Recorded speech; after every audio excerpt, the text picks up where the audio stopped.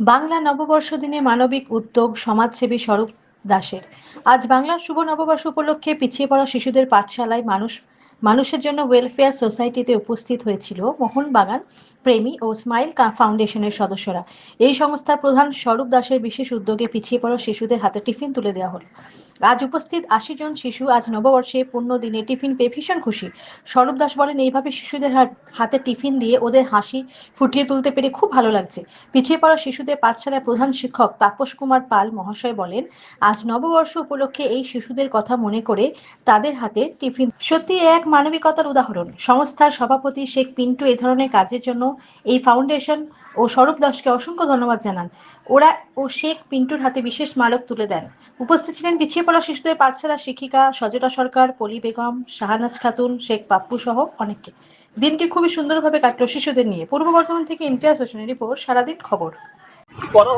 আজকে এখানে প্রথম থেকেই আমার ছোট থেকে ইচ্ছে ছিল সমাজের পিছিয়ে পড়া মানুষদের জন্য কাজ করব। তো ঠাকুরের কাছে আমি সবসময় ডাকতাম যে কোন দিন আমি এই জিনিসটা পাবো।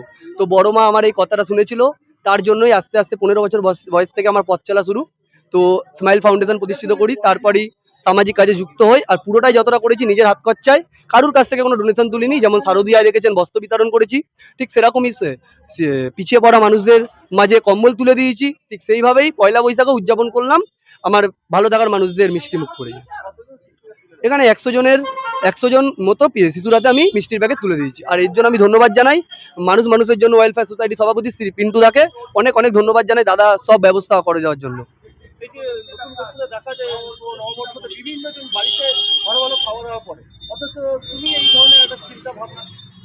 প্রথমেই বলি তাহলে অবশ্যই আমরা মিষ্টি মুখ করবো, আর আমার ভালো থাকার মানুষগুলোর এভাবে মিষ্টি মুখ করবে না সেটা তো হতে পারে না। তার জন্যই আমার এই উদ্যোগ।